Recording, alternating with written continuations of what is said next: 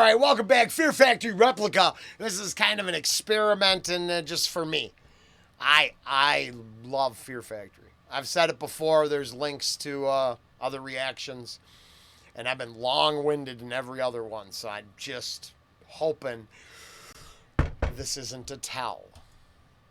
Huh.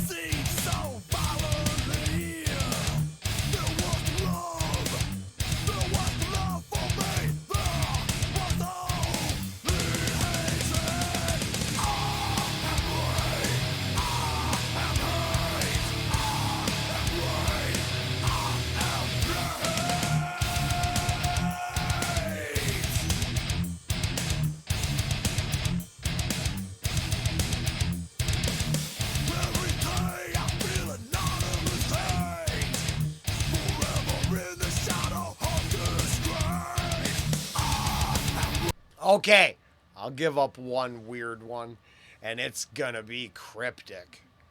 But hey, for some of these lyrics this band has written, perfect.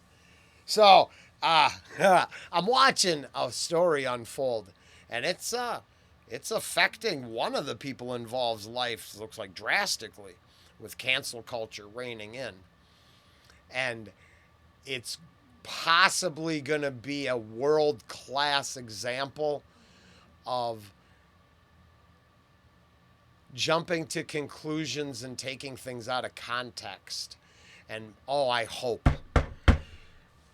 all heart and soul, I hope it's true. Now, I'm not going to give much more up than that because it's a touchy item. But I follow. Well, I've been following the whole thing on that Twitter. That either people like it or hate it. I think it's very informative for current events. But yeah,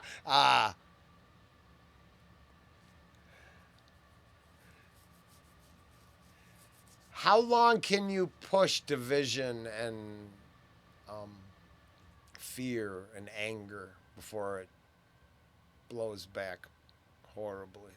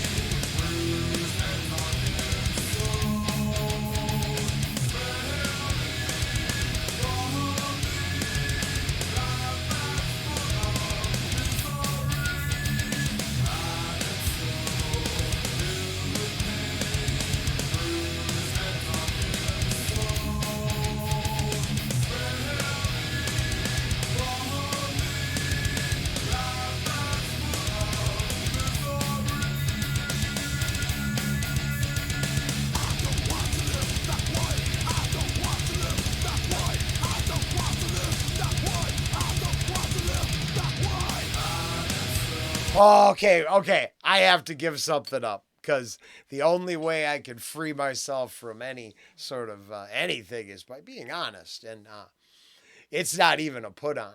So we're good 6 years ago. It's before Ange and I moved out here. Before I moved to Wisconsin.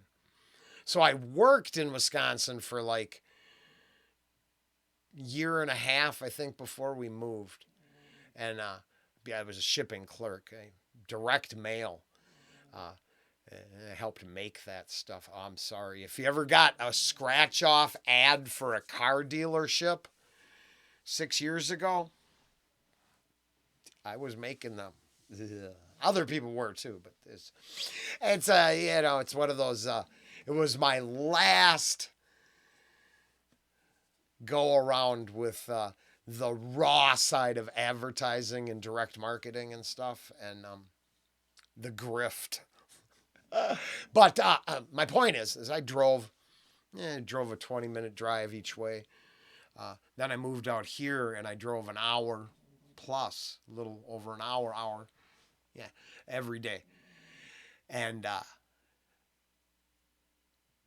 every day almost. So I think I listened to Fear Factory every day for like 3 years straight, almost every weekday in the car.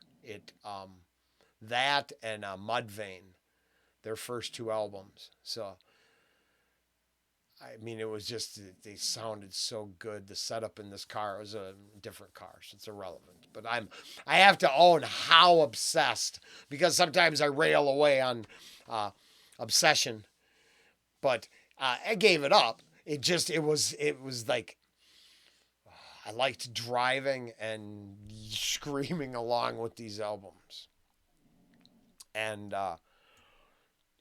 if it kept me crazy and focused, then more power to it.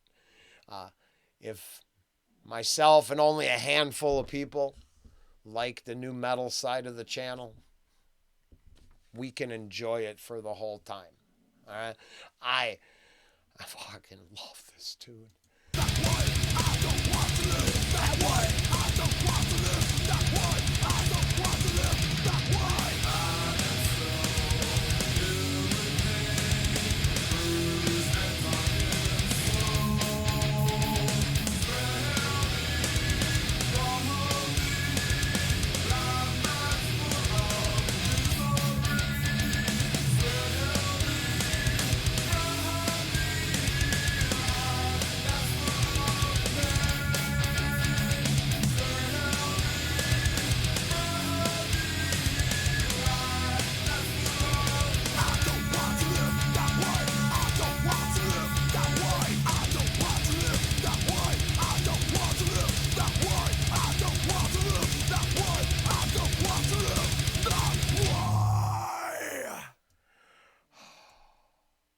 Damn, I love that shit, and I know the answer. So, Dino, given the opportunity to praise their set, tell them how great they were, I sat down, invited, and talked about the food and cooking for musicians. So my major takeaway when I worked in the clubs was literally, Creator. We talked about crazy stuff, the drummer and I, for Creator. Why?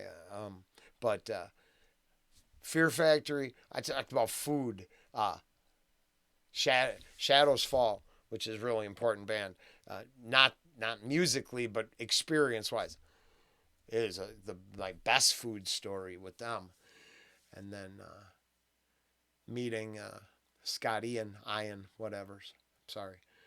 At the Pearl concert, we talked about loading and the grunt work of roadieing, but being, maybe.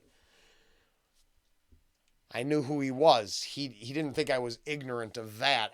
We didn't talk about Anthrax or that I liked any of that shit. Talked about being on the road with your wife, busting your ass for 30 people showing up at the door. That's a tough fucking conversation. So to have that conversation with that gentleman was that's the right. That's the difference. I think that's my takeaway. Sometimes the music is just a part of it all, and the whole story makes it worthwhile for me, and creates one of those foundational moments that I want to keep with me, immortalize in spoken word. Till next time, we'll do it again. Oh, hey, Fear Factory, Replica. I love that shit. If you didn't understand that. Did I convey that properly? Really like that tune.